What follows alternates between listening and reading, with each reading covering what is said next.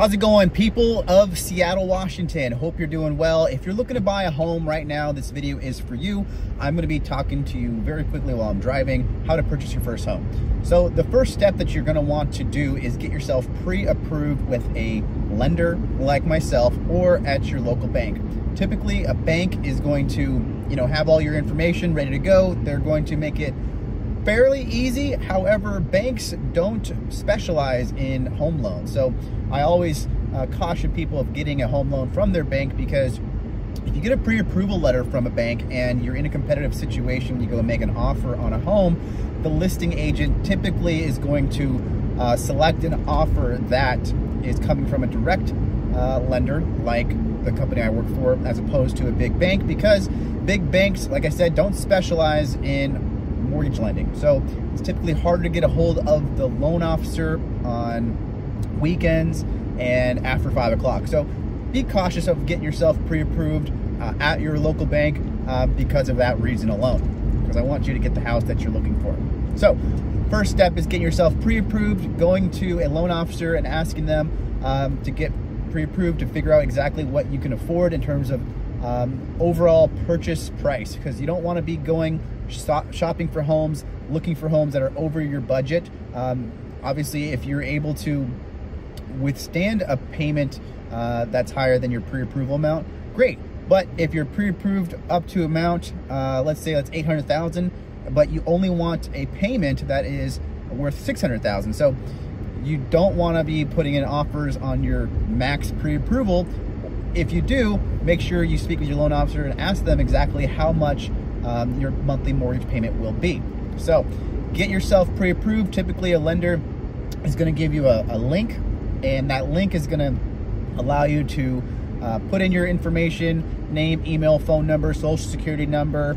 You're going to answer your declaration questions. Typically takes about 10 minutes on your end.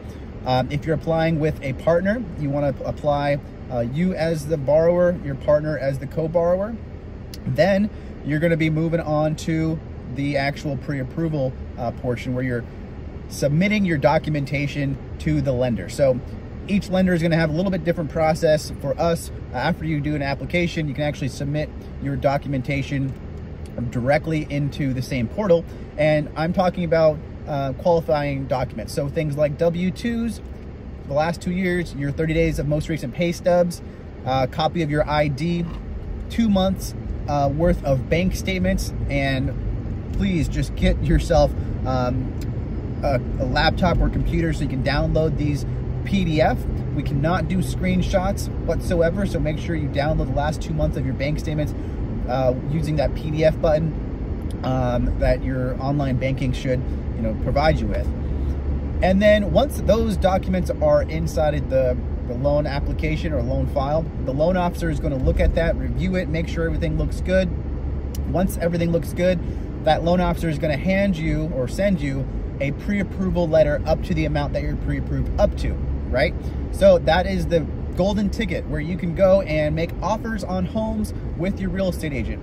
You're going to want to make sure, though, that you get a customized pre-approval letter for the particular home that you are making an offer on. The reason I say you want a customized pre-approval letter, because in the event that you are in a competitive situation where someone is also making an offer on the same home, you don't want to show your cards up front and tell that listing agent you're pre-approved for more than what the purchase price of that home is. Because now, if they have that competitive offer and it's a little bit higher than yours, they're going to come back to you and they're going to try to negotiate with your real estate agent and say, hey, we have a competitive offer. We want to know if you can do any better, because the listing agent is trying to get the most amount of money for their sellers as possible. So they're going to work on their behalf with your buyer's agent, with your real estate agent, and you just don't want to show your cards up front. So make sure you get that pre-approval letter it's customized when you go make an offer. The next thing, if you were to make an offer and get that offer accepted, you're going to deposit earnest money. That is your deposit basically saying, hey, I'm serious about this home. And the earnest money deposit is something that you want to talk with your real estate agent about.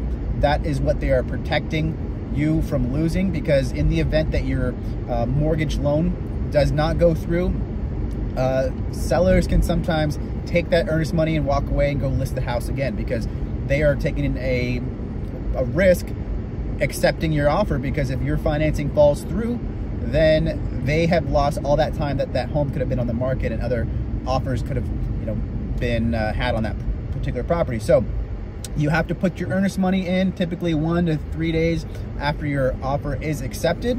Once it's accepted, then your real estate agent or you is going to send that accepted offer back over to your lender, and that's when the processing of your loan takes place. Processing of your loan is going to basically require updated documents. So again, most updated 30 days of pay stubs, bank statements, anything that is required for your loan to close. The processor of that loan is typically going to reach out to you and make sure all those documents are in place.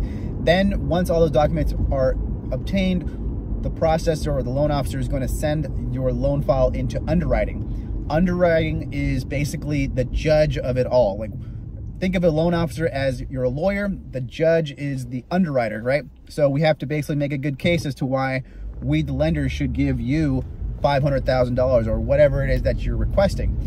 So once the underwriter looks at your file, gives us an approval, then you are clear to close. CTC, that's what you want to hear. That way, your loan documents can be sent over to escrow, and escrow is going to do the final balancing of your file, and you're going to bring a cashier's check of however much you need for the down payment and the closing costs to the closing table. And that is where you have all of your documents, about a stack like this that you're going to sign. It takes about 20 to 45 minutes, honestly, to get all that signed. Once it's signed, then the title company is going to record it with the county. Once the county has those recording numbers in place, you then can get your keys from your real estate agent. So that is how you purchase a home in Seattle, Washington. I am located in Seattle, and I am licensed in Washington, California, and Texas. So if you do have any friends or family or yourself want to get your pre-approval done, let me know. Shoot me an email or a text down below. My number and contact information is down there. So hope this was helpful, guys. Take care.